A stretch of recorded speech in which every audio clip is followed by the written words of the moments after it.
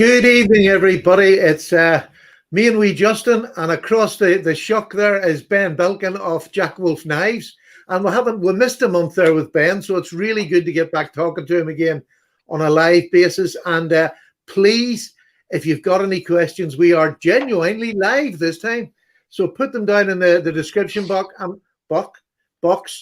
we'll talk about them throughout the show. We'll bring your question up on the page. But what we're going to talk about a lot tonight is the new Jack Wolf Knives Javelina. I hope I'm pronouncing that right, Javelina, which is another beautiful knife in the collection of Jack Wolf knives. So we'll get back to that shortly. First of all, Ben, how the devil are you? I'm doing great, Stephen. Thank you for asking. It was an exciting weekend here in Phoenix. The Super Bowl was here. We also have a really large golf tournament called the Phoenix Open that they scheduled at the same time. So there was probably 500,000 tourists here. Yeah, that was because Rory McIlroy got taken off the number one again by your fella, the American fella. He won the Phoenix and went to number one. Chambly, is it? I don't watch golf, so I'll take your word for it. You see, this is what happens. You throw in a sports reference. This is what happens to me as well. You throw in a sports reference, and then you hope and pray that nobody comes back on you at you with it. You know, it's bizarre. Like, I was rugby because we've talked, but my other sport, when I stopped playing rugby, I played golf, and I played it to a pretty high competitive standard, and so that was my two main sports in my life. That's Ben, excellent. we've got. Do you still? No, I was going to ask playing. Stephen if he still plays. No, I don't anymore. I stopped about 15 years ago. I woke up one Saturday morning, which was golf day, and I just went into the garage and I said, "Do you know, I don't want to play golf anymore." And I put my clubs back in, and I never played again since. I just stopped. It was just gone. But I think I was having to practice. I was playing off about 3 or 4. So I had to practice so many hours every week, play so much. Otherwise, you would lose your handicap. And my pride would be hurt if I started to come back up on the handicap wise. That's the truth, to be honest. But I loved golf. Yeah, I took it up last year. Actually, I think there's a certain age you get to, Ben, that golf all of a sudden becomes very attractive. So I took it up last year, and he's been giving me tips endlessly ever since, sort of thing, you know. Yeah. I'm trying to get him into rugby.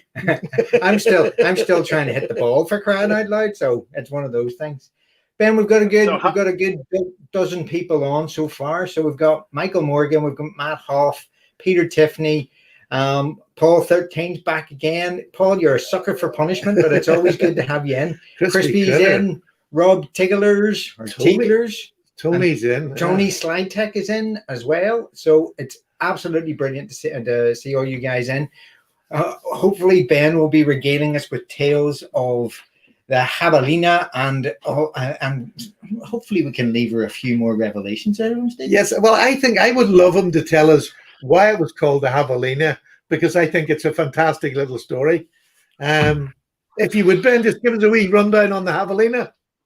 Sure. So, I didn't grow up out here in the Phoenix desert, but I moved here when I was 18. And there's totally different wildlife out here than you have where I grew up in Michigan. And I'll never forget the first time I was at a buddy's house, a college friend, and we were at his parents' house because he was like, they were hosting people or whatever. And they lived with the desert behind their backyard. And so we're in the backyard, and I'm just looking into the desert, and I'm like, am I seeing what I think I'm seeing? Is that like 15 pigs out there? And they're like, yeah, that's a javelina. I'm like, what the hell is a javelina? And, they're out here, and technically they're not a pig. It's called a peccary, I guess is how you pronounce it. But like, to anybody who's ever seen one, looks like a boar, like a small boar.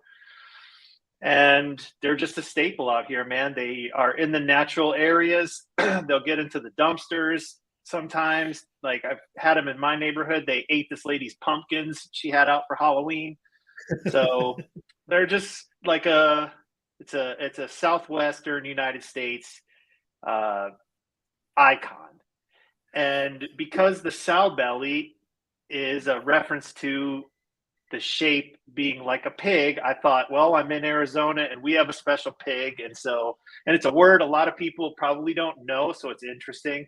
I didn't really consider that so many people would pronounce it Javelina. So I guess we're learning how to pronounce words in Spanish as we buy knives. Yeah. But yeah. You put a picture up of one on your outside your house, did you not? Last year, some stage? Or the year before? I've been trying to find it. I can't find that picture. I looked through my phone. I looked through my social media because we were walking the dog, and this big one was walking along the road, like along the garages. And we were just watching him because it's interesting to see him. And as soon as he got to that lady's pumpkins, man, like he went to town.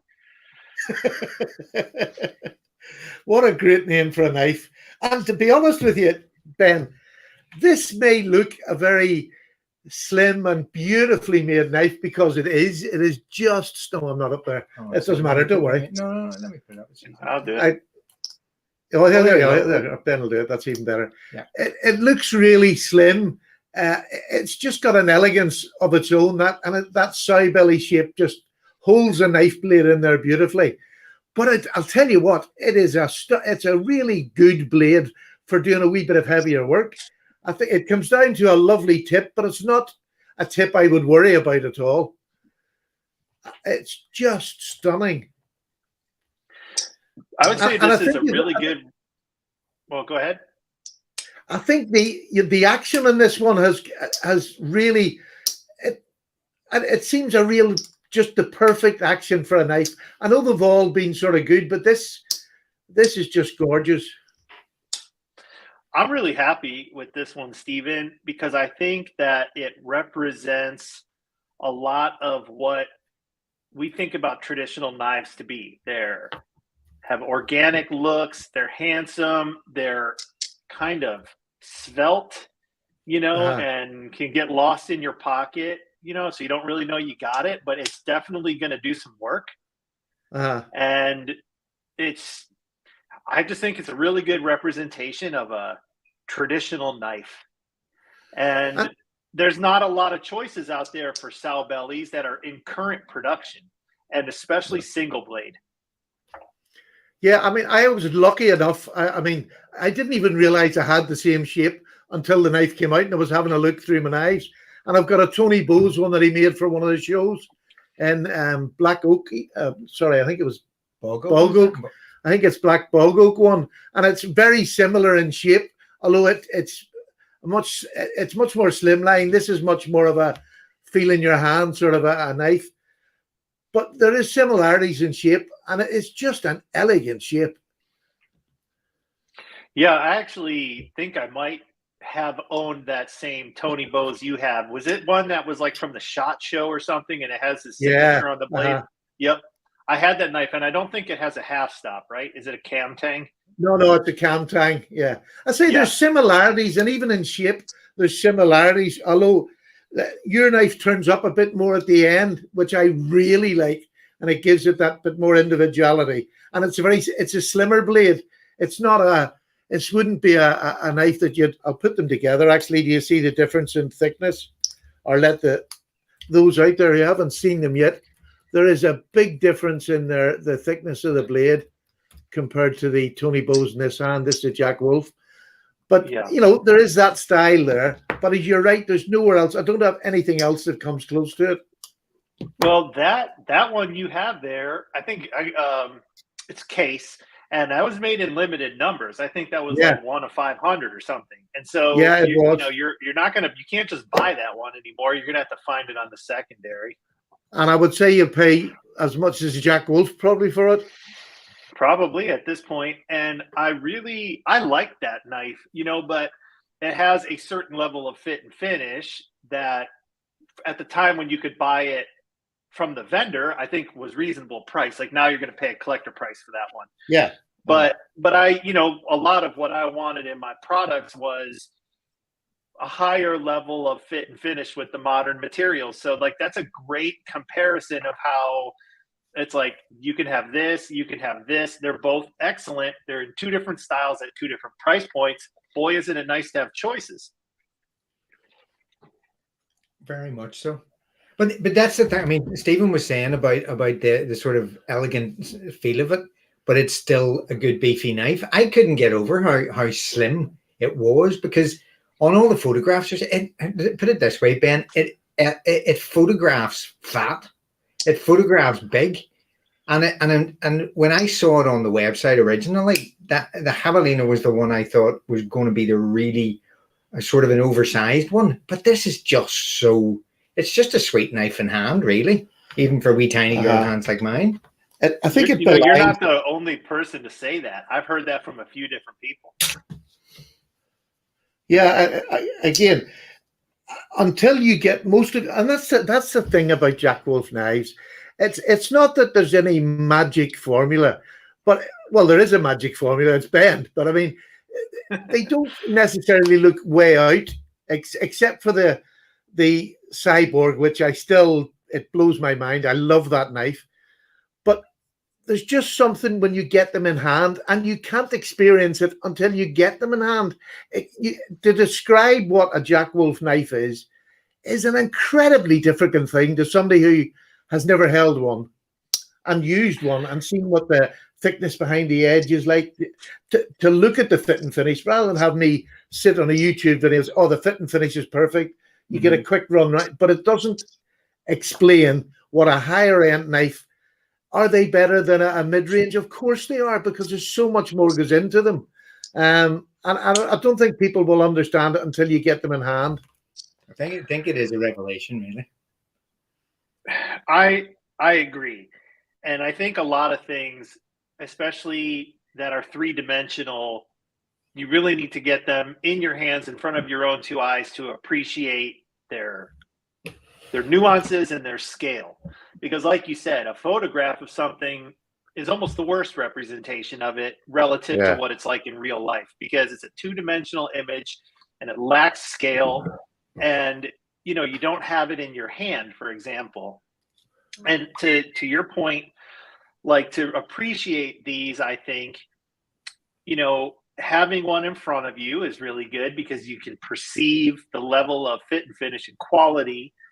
But also, if you have a smattering of knives in front of you, you can kind of see where the differences lie, because you can see the difference in the price tag, but people will say, like, well, there's other knives in M390 and titanium with a lower price tag. It's like, well, the price tag and the list of materials do not tell the whole story. And it's hard to, understand the story without having them in front of you.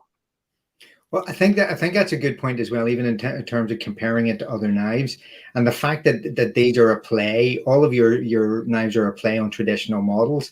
It's lovely to see that comparison between, ye olde timey knives, as you might want to describe them, and that modern take on them. But it's still preserving those qualities and of the old patterns or the traditional patterns that everybody has come to love and sort of look forward to seeing in a good slip joint.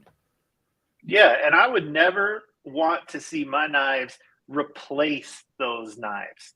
Those knives are timeless and have qualities and characteristics that my knives will never have unless I do these different. A good traditional knife with the old-fashioned materials and wood and bone, they're very warm, and they're very organic and they're very classic, where I think mine are more modern and crisp and perhaps colder, and not to use the word cold in a negative light, but cold like cool, like grays and blues versus browns and reds, stuff like that. It's an aesthetic. I don't know how to put it into words perfectly, but I just think my goal was to bring something to the market that is complementary and harkens to those things.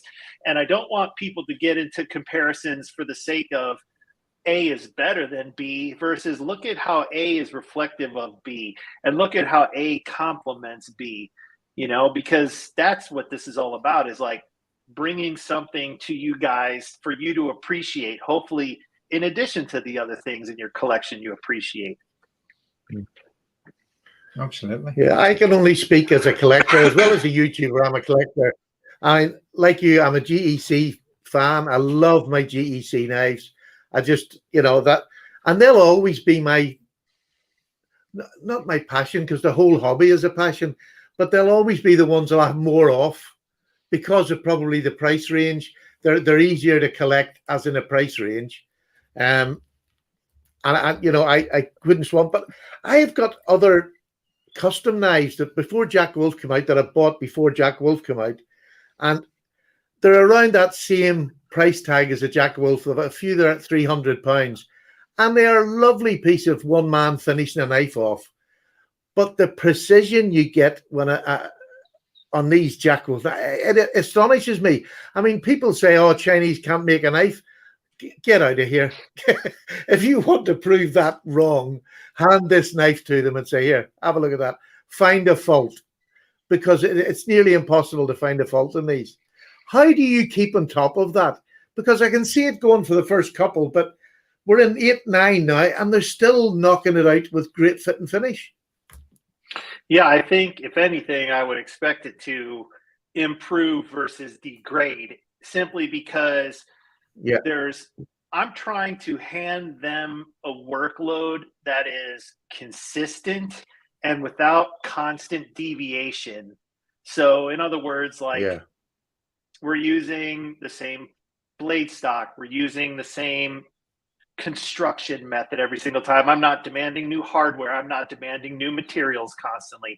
I'm not making things thicker. I'm not making things thinner, because mass production relies on consistency for success. And then on top of that, every single batch that comes in, first of all, I've mentioned it before, but to anyone in the audience who doesn't know, I hand inspect every single knife. And then things that I find unacceptable in quality control, I don't just not say anything. Everything is photo documented with detailed write-ups, and not only like, okay, here's the problem, here's what I think is the solution. Like it's easy to point problems out. People do it all the time. Like, oh, great, you've identified a problem. Congratulations, right? But it's like, what's the solution? What do you propose to fix it? So I give a lot of feedback. So coupled with their ability to continue to, let me use an analogy, right? You're new at golf. Well, what happens if you practice that golf swing for the next 2 or 3 years? Like, your golf swing is going to get better. So I expect the same thing from them. If we continue to produce knives with consistent metrics, I expect you to improve. And I'll do everything I can from my side of the table to make sure you do, by giving you the feedback you need and the support you need, like the consistent ordering and the clear communication and good documentation, etc. Ben, all I can say in response to that is I hope you have better luck with your knife quality than I am having with my golf swing, because I'm seeing no improvement whatsoever. We've got Ben. Would you like to take a field a couple of questions, because it's sort of in keeping with what you've been asking there, Tony Slytech was saying that you can see the point about avoiding a lot of natural materials for scales, given the consistency that you're looking for. But we have had a where's he gone? Asking about have you got any other new materials on the horizon? And one of our viewers was asking specifically for any bone. Yeah, let's talk about that. So, Ben, have we lost him? No, can you hear me, guys? I can see you. Can you hear me? Can you hear me? Can hear you now, yeah. You're dropping off a wee bit, but I hear you guys good. Yeah. Can you hear us, Ben? Are we dropping off? I think our signal's dropping. No, connection. I was able to hear you consistently. Let me see if I open this door.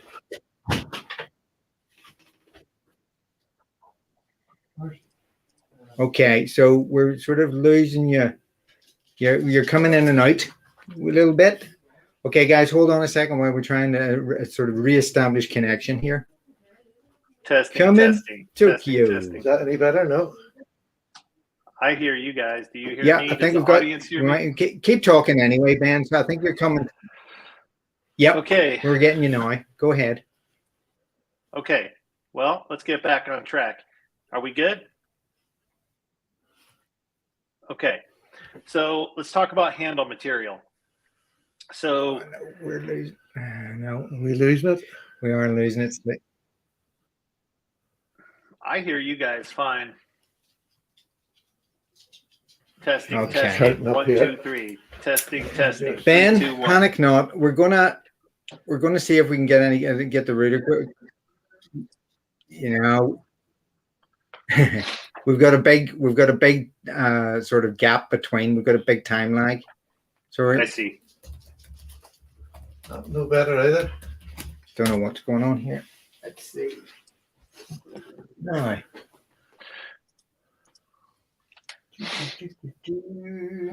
Sorry about this, folks. If you can hear me, we'll get it sorted. Ben, you know what? It seems the guys on the comments are saying that it's coming through to them, so it's obviously coming through on YouTube. Okay, so you just keep on talking, and we'll keep pace with you. Okay, so you going ahead. All right. So let's talk about handle materials, guys. So first, let's talk about limitations. So there are certain import and export limitations with natural handle materials, especially animal-based materials with China. I don't understand all of those, and that's something I need to understand before I risk, importing or exporting anything, because I don't want trouble with that. So that's the first thing. It's a homework project. The second thing, and something I've been talking about from the beginning, is concerns about shrinking and swelling. I live in a very dry climate. Arizona is probably the driest climate, one of the driest climates in the country. So if something comes from a humid environment and gets here, the amount of shrinking that can occur due to moisture losses can be dramatic. I've had slip joint knives pull themselves apart from wood scales tightening up on the pins, literally pulling the liners off the spring. So I don't want to experience problems with shrinking and swelling that causes quality control issues, for one thing. The other thing too, anybody who owns my stuff knows that the scale material is very thin, especially at the edge. It's like 2 millimeters or less. So, are we going to be able to get the degree of precision needed on these handle materials so that you're not experiencing gapping or chipping? Because the minute I give you guys something that is not executed to the level of expectation, I'm going to create disappointment, and I don't want to create disappointment as a, perfectionist. I'm always trying to eliminate things that will cause disappointment. I know nothing's perfect. I don't even like that word. But at the same time, I'd rather not deliver something to the market with problems if I have an alternative that can be made with a high level of precision. So these are some of my concerns with natural materials. I'm not going to say never, because I like them as much as you guys do. But from a risk aversion standpoint and from a high level of precision standpoint, the carbon fiber, and a close second being the micarta, you can get really reliable results from a manufacturing standpoint. And I don't have the same confidence at this time with natural materials. So would I do it? I sure would, but would I have to have prototypes made and sort of expose them to different climates and really do some due diligence to make sure that I don't have a problem? You betcha. Yeah. Well, it looks like there's definitely a demand for it, and some of the guys are even suggesting. So I think we've talked about this before, Ben, in terms of like maybe a special edition further down the line or something like that, when you've ironed out some of those challenges, and that you can maybe think about it with a little bit of confidence for a sort of, what did they call them, a sprint run or something like that? Yeah, do a special run. Yeah, but it's funny. This is going to lead on. Oh, sorry. Go ahead, Paddy. This is going to lead on to one of my subscribers asked if I would ask a question. He wasn't going to be able to make it tonight, but he wanted to know: is there any chance that Jack Wolf Knives could do a knife that is not less, the same quality of a knife, but with lesser materials, for want of a better word, like a G10 and an S30V, and having it at a price, up just under the 200, that would maybe let other people see what you can do in the lesser materials, and then hopefully they'll go on to. And like, when I was thinking of it in my own head, maybe something you could do once a year, that you'd make a one that maybe more people would venture to have a try at, just to see the quality. Is that something that's ever in your head? Well, I think a lot about having offerings at different price points. That's what you're asking, is like, is there an offering you can provide where you don't sacrifice quality, but you come in at a different price point? So obviously you're looking at, it's got to be in material selection at that point, and probably less, what's the word I'm looking for? Like, the packaging concept would probably be less intensive as well. Now there's two sides to that. There's like, yes, I can understand why people would like that, but then there's like, is that inconsistent with my brand identity if I do that? So it's like, it's a discussion, and it's a decision that would have to be made. I'm not opposed to it, but think about where I'm at right now. I haven't even rolled out all my first models yet, So it's like, and I'm trying to do this for the next 40 years. So I would like to do everything that makes sense and there's a market for. It's just right now, given the amount of time I have in a day and the amount of work I have created for myself, I've got to really stay focused just to keep this train on the track before I derail myself running off in 100 different directions. Really is my biggest limiting factor at this time. Yeah, I get that. Tony's making a suggestion, if you do go that way, that you should call them the baby wolves, as opposed to the full Jack Wolf. They're the baby wolf. I quite like that. I think I think that's got a good cute factor in there right away. Yeah, and it's like, he makes a good point though, right? Because any decision you make where you're going to diversify your product offerings, there has to be, people have to understand why you did it and how things fit together. I don't like just doing things willy-nilly. Like, there's a vision, there's a concept, and things have to fit within that framework.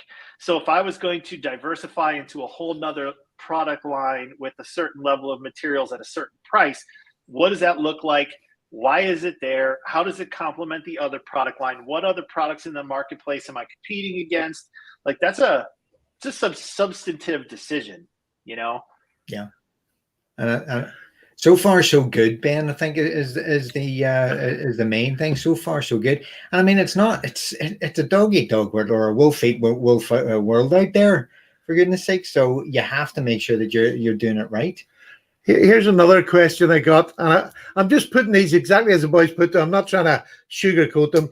Another one asked, would there be possibility of a sod buster, like a Micarta sod buster? Well, as you guys know, I'm always open to suggestions, and I really like suggestions on patterns that you want to see. And I can honestly tell you that's there's two things I get requested the most. One is a sod buster, and number two would be a Tonto blade. So on the list of things I'm considering based on feedback, those are the top two. So if you guys want to see that, get in my ear about it, because the squeaky wheel gets the grease.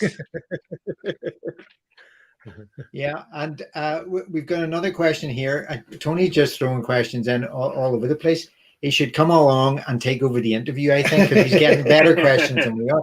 Tony wants to know if you have a marketing background, or does it just come naturally, Ben? Or is it, from our previous conversations, is it the family members that you're leaning on for that? Or is it your background as much as anything else?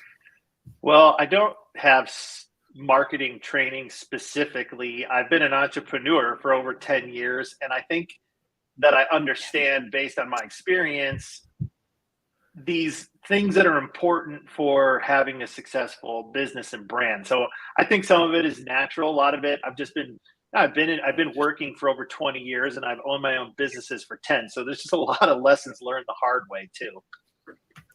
Yeah. There's the gun stock. Right.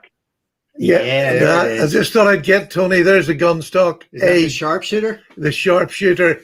It is fantastic, Tony. A single-bladed gun stock is the way forward. It's fantastic in the hand. Was that the first of the release? Yeah, that was the first. Yeah, that was so. Tony, that was the first one. Was the gun stock? That's the one I came out swinging with. Yeah, we've got a couple of other suggestions. Somebody was asking for who was asking for the lockback. Somebody mentioned a lockback the size of the GEC 83. That was Matt Hoff, and Carrie Oren was asking for about another Barlow. Now, I mean, we've already had the Midnight Jack Barlow. I'm gonna head there. Yeah. Which was out, but I mean, I think he's talking about a more traditional sort of the size of the Booker Solingen kind of Barlows in size and form. So yeah, you got this one. Well, this is not a Barlow, but I would love to see this in the Barlow. Oh, is that the little bro? This is the little bro, which again is coming out this year. Although not a Barlow, it is the same size as a boy. Well, roughly the same size as a boy's, and I think it's just a little bit bigger. But that's to come out again this year. So I would love to see a Barlow in this. Well, that's the logical one to convert into a Barlow, isn't it? Like, yeah. You know, I'd be a fool not to do it at some point, because that knife was designed basically as a, you know, nod to my favorite Great Eastern knife, the number 15, and frankly, probably my favorite traditional knife of all time, just the boys' knife. So, and boys' knives are perfect to be made into Barlows. So if you guys want to see that, I could probably be convinced. Yeah, this is just a boy's knife. This is one that Judd has just got this week. He just got his first number 15 boy's knife. Over the moon. Over the moon. How many knives have you designed so far that are actually going to be be made into a knife? Well, I was just talking about the other day. I'm like, I really need to know what that number is, because I don't even know exactly. So we've just released, I guess it was number 11 if you count the little bro, which I had to recall, but it's coming back. So, and then there's a few left on the website that haven't been dropped yet, but you guys know I've been up to something. So maybe there's more coming. We'll see. But I'm just on a constant churn of like ideas. Now, they don't all make it to the market. Like I've even got some drawn. I don't know if I'll ever release them, you know, but I figure it doesn't cost me anything except for time to draw them up in CAD. And then it's not overly expensive to get a prototype made. So I don't know exactly how many will make it, Paddy, but there's a lot of them that are in concept phase right now. Yeah, there's another one that somebody was asking for during the week when we were talking about it on one of our other lives. A Nessmuk-shaped blade. I think that would make a fantastic. Yeah. Now, it would make a fantastic, unusual type folding knife in the market. So Chris Taylor, he's a slip joint maker, and he has a Nessie locking knife that's been sold through like Urban EDC, and it's been really popular. So that gave me a little bit of confidence in that blade shape. I don't own any Nessie blades, honestly. Like I figured by now I would. Usually you find that on a fixed blade, right? Kind of the closest thing I have on a slip joint would be a spade blade. And it's not really the same, but don't get him started with spade blades, Ben. He loves his space, so he does. There's a part of me that's gun shy about going into the more niche slip joint blades and handle shapes, because I'm not sure how well they're going to translate, at least yet, with the modern knife guys. And it's a lot of modern knife guys buying my stuff, you know? So you can look at a spade blade and be like, oh, I love a spade blade. I got a bunch of these things, but like show a modern knife guy a spade blade and they're going to be like, what is that? Like, why is that? You know? And it's like, oh, it's for cutting the nuts off cows or bulls or whatever. It's like, well, how is that relevant to me? So I don't know. I get gun shy about it. They say a wolf always goes for the softer parts of the body. Oh no, here we go. I do apologize, our loving public, but here we go. This is it's an anatomical. Yeah, I've seen a few. There's been a few Nessmuk folding knives released this year and last year, and I have to say they look quite good. I have to say they do look good.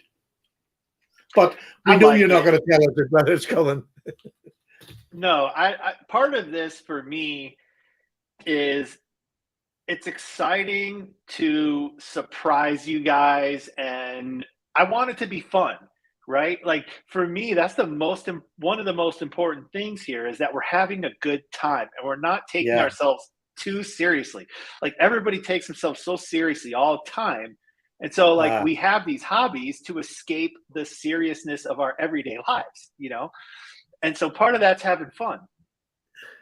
Every knife that doesn't make you smile at some stage is not worth having in your collection.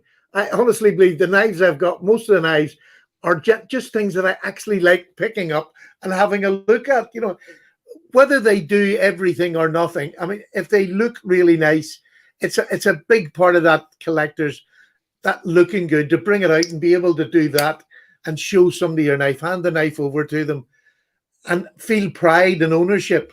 And to me, that's the hobby. It is.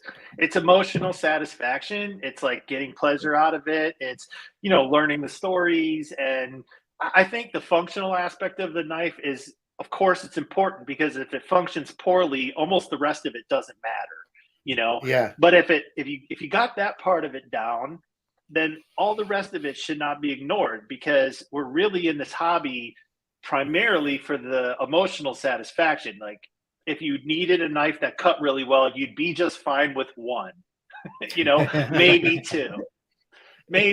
You don't need 20 or more, but we like having 20 or more, and that's okay. But if that's what we're doing, let's make sure we're enjoying ourselves, first and foremost. So now, Ben, I hate to contradict you here, but we all know as part of this community that one is none, two is none, two is one, three is one, right, and three is a start. Okay, I mean let's face facts here. So I mean there is, and I mean talking about the whole fun of it, and it's just another opportunity to leave her in a sort of reference to it is. The fun, I mean, I don't contribute to Jack Wolf Knives Worldwide that much because it means that I have to take artistic looking photographs as opposed to the crappy ones that I normally take. But the crack, I go in it. You've seen my photographs. I know, but you managed to take a good. You're very artful with your composition and everything. I can't get decent lighting. But the main thing is that on that Facebook page, the amount of crack that's being had just with people exchanging that I got this one, I got that one, I'm moving this one on, I've got a photograph of this one and the most unusual. There's some great conversations go on there, so it's definitely well worth checking out. I think so. So for anybody who doesn't know what Justin's talking about, we have a Facebook group called Jack Wolf Knives Worldwide. Worldwide because we have slip joint fans all over the world. And so I really, having an international community to me is like the biggest blessing. Is that I can have these knives in all these different corners of the world. It's amazing. So we have a really good community there and we're having a lot of fun. And that's because it's a priority for me is that we don't have drama. We don't take ourselves too seriously. We enjoy the relationships. We enjoy the experience. I really want that to come through. I hope it does in everything I do. Yeah, definitely. And you've actually got another international taker as well. Rob's just discovered. He was saying at the beginning that he couldn't find a vendor in the Netherlands, but he's just discovered one while we've been on live. So he's going to rush out apparently and buy himself a Jack Wolf knife. So there's one more sale. We should be charging you commission, mate. It's as simple as that. Yeah, I get it. Your PayPal. I get the commission. Thanks. It's 50-50. You guys sort that out. We have. It's I sort actually of have a vendor in the Netherlands. That's knives and tools. They're located in the Netherlands, but they serve the entire EU, and they have foreign language staff. You know, they speak French, they speak Italian, they speak Spanish, they speak German. I also have German vendors as well, and of course Frame Our Knives in the UK. So it's a lot of effort, guys, honestly, to get these knives in these overseas stores. Like it's not an unbelievable amount of effort, but relative to how easy it is for me to just ship them to the USA vendors, it's a lot of effort. Yeah. But I'm happy to do it because I recognize that the laws aren't the same everywhere, that you guys can actually put these in your pocket and carry them, which is it's a pocket knife after all. So it's like, man, anything I can do to get these to you guys, I'm willing to do, as long as it makes sense for everybody involved. And we've been able to do that. We definitely appreciate that, because, I mean, other than Chris Reeves and GEC, there's very few of the higher end knives try to get something new into the UK. And it's a shame, because I think we have a burgeoning community actually developing as we speak. It seems to be getting bigger and bigger. I mean, I found out more people in Northern Ireland that are knife collectors that I never knew before Jack Wolf came out. Yeah. Honestly, I've found more people. Now, they're not maybe all necessarily buying now. They've maybe just started in the last year or so. But at least they're getting to see it. They're getting to see what other people talk about. And it's as you progress, hopefully that's the sort of people you want coming in and then eventually getting to you if they have to wait. So what, they'll wait and they'll get there, because you're not going anywhere. Right. And part of it too is I'm trying to be a trailblazer, so, if Andrew gets comfortable with, bringing knives in and he's more familiar with the process. And, for example, I don't know if you guys noticed, but at Frame Our Knives, he had I don't know if he sold them direct or he did a pre-order for Notorious EDC's knife, the Kingpin, which is another slip joint. Yeah. Well, when we were all at Blade Show and Andrew was there and I was there and Tom was there, who Tom owns Notorious EDC, I was like, hey, you got to meet Andrew. Andrew's my dealer in the UK. Maybe you guys can work something out. Boom. There's another option now for you guys. So I'm always trying to connect the dots to make this community stronger.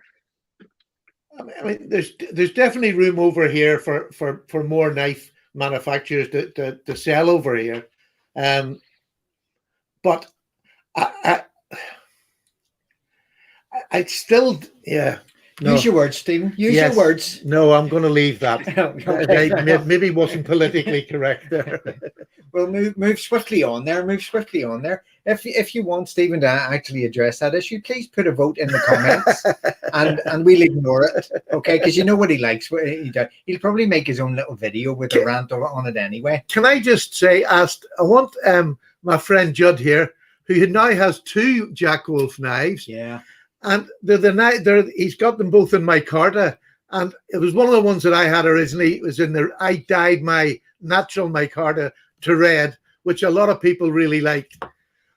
But he has been, that's the red one. That's the Barlow in the red Micarta now. Let me just get that up. That's the red. I think that looks fantastic, really good. But this weekend he gave me well. Yes. Before you do this, Ben, you have to forgive me for this, mate. Okay, but I think it was a good job. We dyed the. Isn't that nice? That looks amazing. It does. Well, and this was the. It was the midnight. It was the Vampire Jack in black. Is it black Micarta? Yeah, black Micarta. And look how well that came out. Absolutely amazing. So there's a nice thing about Micarta in your knives, that you can change the color. Not that you would want to pick a bad color, but if you get it and you fancy a change, it really does take Micarta well. As long as you remember you're darkening up most of the time or every time. I think that looks amazing. I really like blue. Blue and gray go good together. So the way really do. I'll get him to put a picture up on the Facebook group tomorrow.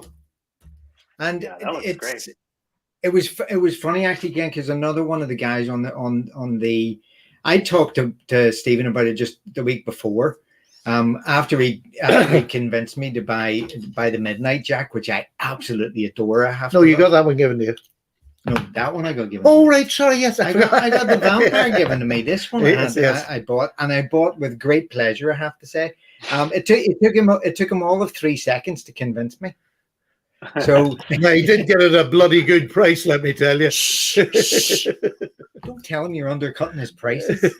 No, but it's we'd been talking about it just the week before, and then I saw, I think it's a guy called Frank Store on Yep. Yeah, he had done exactly the same with one of his, and the blue had come out absolutely brilliantly as well. Although his was more of a royal blue than a navy, because I think he'd bleached the Micarta a wee bit beforehand, and it was a gorgeous effect on it as well. But having taken them apart to do that, you can see the workmanship just underneath that first tiny layer of a Jack Wolf knife. When you take them scales off, it's just 2 screws. They pop off, and they're fitted so precisely. It's scary. That's the hand finishing that people don't see on a picture. That's the hand finishing. You can't replicate that feel in the hand or that look with your eyes. They are absolutely precision fitted. Yeah. Was it the sapphire blue red dye what we used? Yeah, it's there. Oh, is it there? Can you see it? Yeah, there it is. Sapphire blue. Mike, yes, it was. Michael, sapphire blue. There we go. Yeah, that looks really good, man. Pull that up again. Yeah. Pull the blade out. Yeah. It looks even better with the blade out. It's just give us the full effect. Oh yeah, I dig that. I just thought it came out brilliantly, and it goes so well with Midnight Jack as well when you see them together and you know on display. Yeah. I think the blue and the red are probably two really great. I think I would like to do a natural micarta and do it green, like a dark racing green, a British racing green. I think that would look good. But I mean, this is the joy. These knives are not just safe queens. They are knives you can use with ease. They're just perfect knives for EDC. You're not going to battle them, but you can use them without fear.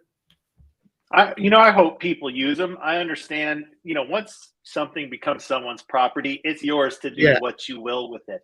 On the other hand, though, I tried to slot this in to where you're getting well-made custom knife quality at a production knife price.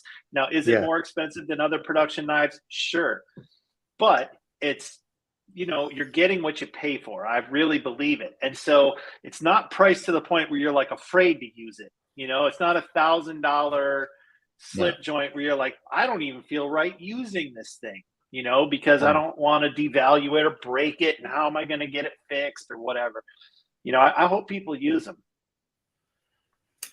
Ben, we've got a question from Michael Morgan. I've just posted it up there in front of us. And he's just asking if the plan is to go back and, when you're finished with your first cycle of knives, when you get to the first cycle of 12 or whatever, is the plan to go back and release every previous model with tweaks and with a few new designs mixed in? Is that what the plan is? Or what is the, can you give us any indication of the plan for the next year? Or what have we got to look forward to? That's it exactly, basically, right? Like I'd be foolish not to re-release these knives. Like there's been a lot of, first of all, I'm not an endless well of designs, and second of all, there's a lot of blood, sweat, and tears that went into these things. And there's people who didn't get them the first time around that still want to get them. So yes, I want these to be forever models, assuming there's not one that's a total dog. If there's something that just didn't do well, could be a one and done, but especially the way I'm thinking about it is like, I don't really know how well these models are going to be received until I get them out there, and then once you get them out there, you kind of get a feel for, it's like, man, everybody loved the Midnight. Well, maybe I run the Midnight with more frequency than the K9 or whatever, it doesn't mean I'll never make the K9 again, but maybe I make the Midnight 2 or 3 times to every one K9, something like that. Mm-hmm. And I do want to tweak little things about the knives. Like I've got some improvements in mind, really small incremental things, but I want to prototype some improvements that could apply to the whole range, or I want to do design changes to the knives to make them unique for their second production run. Like, changing from a crescent nick to a long pole, for example, or going from a bare end to having a end cap, for example, or maybe I do some shadow patterns. Like, I think that would be really cool. I have to prototype it and see how it looks, and not every pattern would look good as a shadow, but I think this one would look really good as a shadow, for example. Absolutely lovely. Yeah. So there's a request in here for the Benny's clip and natural micarta, but with a lighter colored in the bolster. So is that what we're talking about when you talk about tweaking it? Is maybe looking at as you say, end caps instead of bare ends, and maybe more fluting in the bolsters, or just different effects? Well, I think Michael's more. Yeah. No, well, yeah. So now I'm very partial to the dark blasted titanium. So you guys are going to have to twist my arm real hard to get me to like a lighter silvery glass blast. I understand, and in addition, there's polished finishes. So there's all kinds of stuff. Also, like, I haven't changed the finishes on the blades at all, right? We can do stone wash. We can do potentially hand sand. Like, we could do black coating. There's all kinds of stuff that I could do. But I felt like in the beginning, for all the initial releases, just have a really consistent design language that people can recognize. My goal at all of this is, if someone goes like this, you're like, that's a Jack Wolf, without reading the name on the tang. And you've accomplished something with your identity if you can do that. Yeah. I think Michael was probably asking as well for the micarta to be lighter so that it would be easier dyed. Well, he's saying with the lighter color bolster. So I think he would prefer this more silvery color of, like, I don't know if you've noticed, Chris Reeve, they offer two finishes now. They have a dark blast and a light blast. Like, they call it a glass bead on the lighter stuff. So it just depends on the blasting medium you use. Right. But my bias is for this. I love these dark. I have to say, I do like these. And to be quite honest, you don't get much snail trails on them. I have had all mine in and out of sheets, and normally that's the thing that will wear them thin. They still look amazing after, a lot of them is now nearly 12 months old, and they still look fantastic. Yeah, I think if you use the leather sheath, then you're really going to get a level of protection that's going to, are you going to get a small one here and there? Maybe if you got your wedding ring on and you drag it across your ring, sure. But like, it's a pocket knife. It's okay.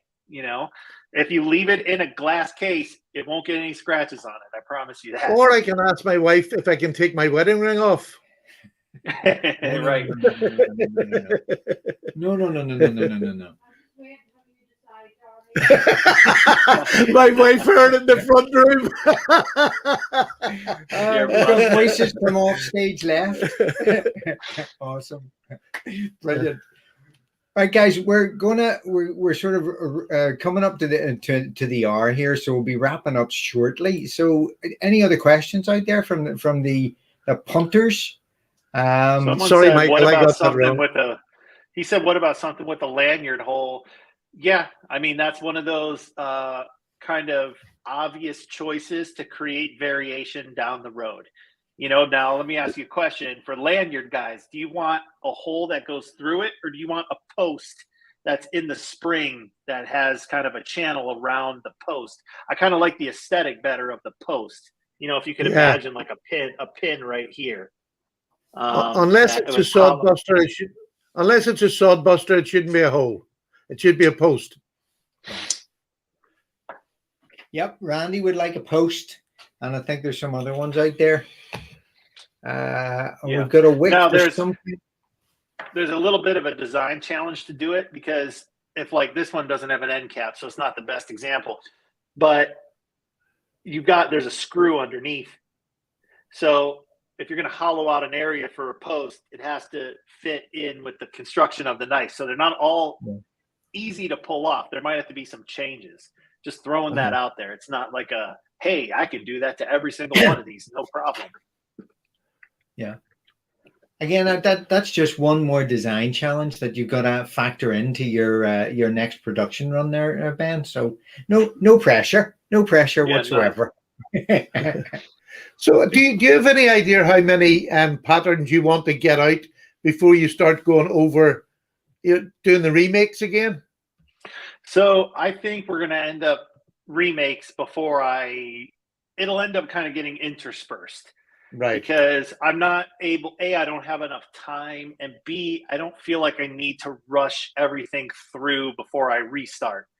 But I would like to have, my goal has been to have at least 25 models, across the entire product line. And I should say variations. Like, let's say I introduce a 2-blade, like Little Bro or something. Well, I would consider that on the list, even though it's a Little Bro. If I have a 2-blade variation, I would consider that like number 15 or number 18 of 25 or whatever. So, yeah. You heard it here first, folks. He's thinking about a 2-blade. That's what I heard. Definitely. I get a lot of requests for it. It's a serious design project because I don't want this to be. I don't want to end up with a knife that's twice as thick. So no. We're talking about reduced blade stock, maybe different blade stock on the primary from the secondary. And do I go 1 implement per spring, or do we go 2 implements on 1 spring? How thick of a spacer in between? Like, there's all kinds of stuff we got to figure out there. Yeah. I always think Oh, sorry. Go ahead. I always think when you're making a 2-blade, for me, the ones that I use the most are probably my real older ones that have got a very thin blade stock, because a pen knife's not for hard EDC work. A pen knife's for nipping a bit of string, cutting a package. It's not made for, these are made for proper work. Yeah. Yeah. So if this is a 3mm blade stock, in my mind, do you go, a secondary blade that has 1mm stocks, pretty thin? Did you take this down to 2 on the primary and 1 on the secondary, or like 2.5 and 1.5? Like, I got to really, those little millimeters, every millimeter matters, man. When you get into knife design, I learned that really fast. Like, you can move a cutting edge 1mm or like a 1 degree and change the way the blade looks entirely. And it's like, man, the sensitivity of the aesthetics and the way things feel is it's significant. Would it not be easier, Ben, to do 2 blades on the 1 spring? Well, as long as they can do like an offset grind, because now you've got to have the almost like chisel grinds on each side, but you don't want a chisel grind. So I don't know. It's a conversation, and they're not the easiest conversations to have. It's Chinese manufacturer. The English isn't amazing, so you got to take your time to communicate those ideas effectively. So they're projects. And like you said, especially for a high-end knife, that you can't let that standard slip. I can understand why you wouldn't rush. Yeah, and it's like, I don't want to we want to make this fun for a long time. So I'm not in any huge rush to do everything immediately. It's like, let's let this settle in and let's roll out things on a reasonable basis, while bringing back the ones guys want to keep seeing, and just keep it going. Here's one from me that is just solely mine. Is there any well, it's one maybe for you to think about, with a Jack Wolf crest with the actual wolf head in the scale? A shield? Yeah. Well, that would be pretty cool. That's something. It's got to be prototyped. Are they going to do a good job? What's it going to cost? Because as you know, the minute you put a shield on something, you've now given an entirely new feature for people to be critical of. And if shield fitment is crucial. Like, don't fit a shield if you can't cut it out and fit it in right, because it looks like shit. It's all gapped out. So, but It would be if you guys want to see shields, I'm open-minded. I kind of thought like the screw spacing and the modern look of these, it kind of presented well without a shield. I didn't think that means it shouldn't have one, but I thought initially they look good this way. I was thinking more of like a once a year, like a Christmas thing where it's a special made for Christmas that, just something that each year you can buy a knife and build up. It's another collection thing, if you like. You're going to buy once a year, which is going to have a shield and it's special. That's the sort of thing I meant. That's an interesting proposition, actually, like a collection within the collection. I like that idea, like sub collections. Yeah. So, I'll chew on that. Yeah, because if you get a case or you get a GEC, there's so many different variants of that knife within their own brand. So you've got that collection, like you collect 15s. There's a huge variety of 15s that's within GEC. And I think that would be quite nice to keep it rolling, even if it's made a club knife, start a club, and make it the club knife. I think it would get, and people would wait for it, and people would save up for it. Well, yeah. And people would be, definitely. I mean, for goodness sake, I collect Swiss Army knife limited edition yearly versions, the Alox. So, I mean, and it's only got the year on it as opposed to anything else. And it's just because it keeps on coming on a regular basis once a year, and you look forward to it. And if you're going to buy a pricey knife or an expensive knife or a quality knife once every blue moon, that's the time you're going to do it. That's interesting to think about. Definitely. While you're thinking about that, we do have a couple of questions, and seeing as we're coming up, Ben, towards the end here, so I've got a couple of questions for you. First one is from Paul 13. Have you considered other items like coins, lighters, or merchandise coming to the UK? I think you have sent some of the stuff over to Fremar, haven't you? Yeah. Like you've got some Ranger eyes. So right now at Fremar, you can get some Ranger eyes. They're little Velcro patches. They're really cool. Right now I'm working on, with a vendor local to me, screen printed t-shirts. So the t-shirts you've been able to buy from me have been digital print, which I don't prefer as much as screen print, because screen print will last longer through the wash. Yeah. So I'm ordering a bunch of screen printed shirts, and I'm going to offer that to my dealers. So I think Andrew already said he's going to take some. So I'll have t-shirts. I don't know if he'll buy the hoodies because they're kind of heavy and bulky to ship, but at a minimum, he'll get some t-shirts. When you say a t-shirt, is that a round neck or a collar? Like this. A round neck? Like a crew neck, I guess you'd call that. Right? I don't suit them. T-shirt. They do not give me a good look. I have a wrinkly old man's neck. You're designing for. I'm just finding out how unspecial I am. Ben, if that's what you're designing for, you got to get yourself a new model, honestly, because he's not cutting it anymore. Now, if we're taking requests, however, I want a new baseball cap. Yeah, I've got a Victorinox baseball cap, but I need a Jack Wolf baseball cap, man. So, no, the baseball t-shirts. So here's what I'm ordering. T-shirts, long sleeve t-shirts, hoodies, and baseball caps. And the baseball caps, I want puff embroidery, like the 3-dimensional embroidery, like on a Major League Baseball hat. So they don't just stitch it flat. They put foam behind it. So you get a 3-dimensional, and they embroider over the foam. So cool. So, and I don't want any of these plastic clippy tabs at the back. I want the full cotton pull tie, the sizing belt. Well, sorry, you're not going to get that one. I'm getting special edition, Ben. Special edition. See, they're going to be Richardson trucker hats. Oh well, I suppose you could make do. Honestly, see my standards. I'm being let down at every chance. We've got another wee request here from Kerry Oran, who would like a beer little bro. So one with a bottle opener. No. I mean, people love to have a cap lifter, so it interests me certainly. But I remember we ran a poll in the Jack Wolf Knives Worldwide secondary, like pen blade versus cap lifter, and pen blade won. I was surprised. So if you want cap lifter, I need to hear. Yes.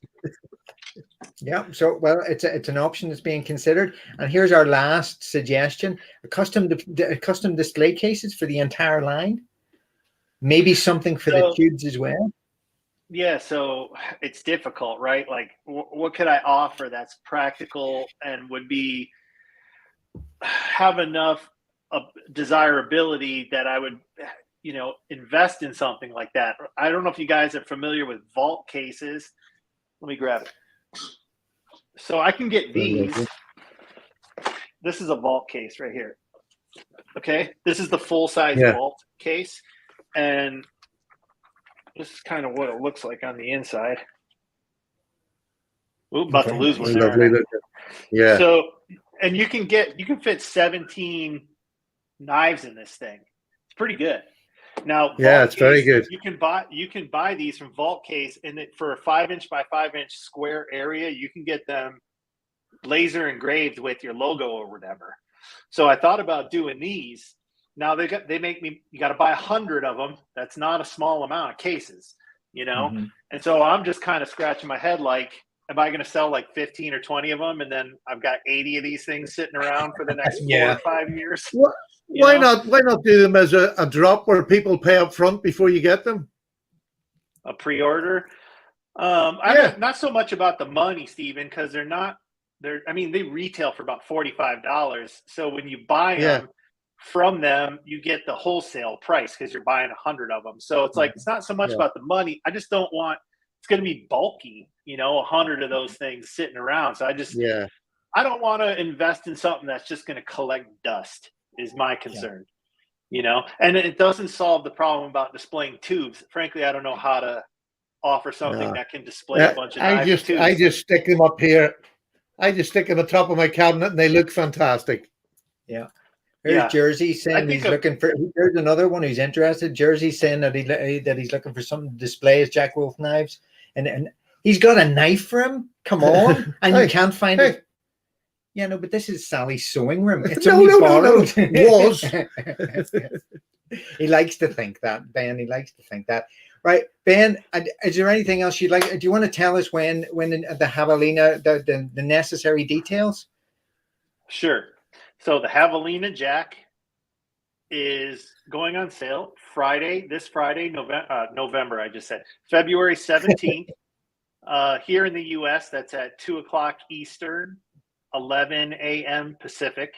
And Frame Our Knives in the UK, I think 17:30, right? Is that what it is? No, 19:30. 19:30, 7:30 p.m., right?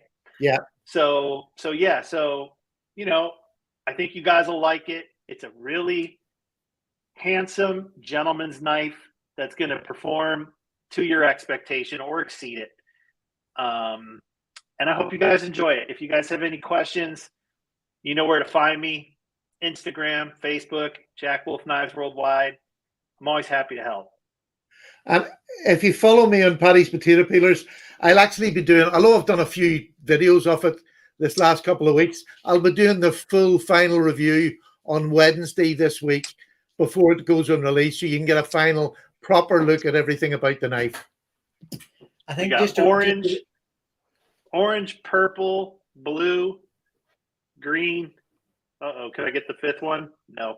And then natural micarta. So we got the whole pinwheel.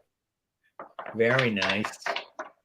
Ben, I suppose the last thought I want to throw up here is just to show there's one satisfied customer. Rob ordered a knife while we were on air. Great, we'll get it tomorrow. So there is one happy customer already.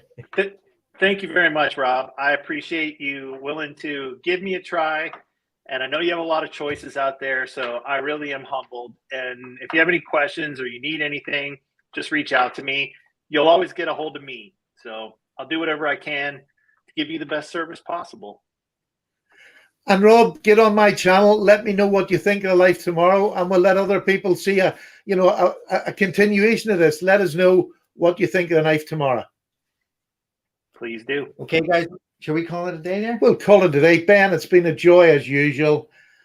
Anything from you, Justin? Ben, it's a pleasure to catch up with you again. It's been way too long. And he will put pictures up on the group chat tomorrow of his dyed knives. He'll show me how to pose them sexily. Apparently, he's really good at that. So there you go. Ben, stick around for a minute, and we'll sort of debrief after this. I'm just going to pull the plug on the broadcast.